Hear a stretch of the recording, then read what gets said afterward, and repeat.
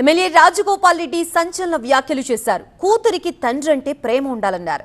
మొదటి సమావేశంలోనే తండ్రిని కవిత విమర్శించారంటూ తప్పుబట్టారు రాజగోపాల్ రెడ్డి. నోటికొచ్చినట్లు మాట్లాడి కవిత తన మర్యాద పోగొట్టుకున్నారన్నారు. ఈ రోజు వరకు వాళ్ళ కుటుంబానికి కేసీఆర్ కవితకైనా హరీష్ రావుకైనా కేటీఆర్ కైనా వాళ్ళందరికీ ఎవరి ద్వారా గుర్తింపు వచ్చింది? కేసీఆర్ ద్వారా. కేసీఆర్ లేకుండా కవిత ఎక్కడుంది? ఆయన ఒక ఉద్యమకారుడు.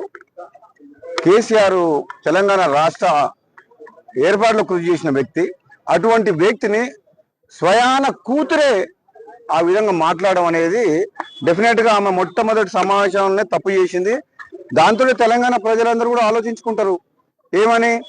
ఇక తండ్రిని గౌరవించుకోలేని మనిషి ప్రజలకు తల్లి ఎట్లయితుంది?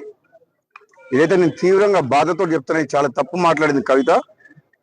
నీకు మీ అన్నతోడు కోపం ఉండొచ్చు, నీకు అధికారం కావాలనే ఆశ ఉండొచ్చు, అంతేగాని దానికోసం నువ్వు ఫైట్ చేస్తే తప్పులేదు. కానీ నువ్వు మీ సొంత కన్న తండ్రినే ఆ మాట అనడం, నీవేదో చేస్తా తెలంగాణలో అని అంటే నువ్వు ఎవరు నమ్ముతావు? నేను ఆమె పార్టీ సంగతి వదిలిపెట్టు.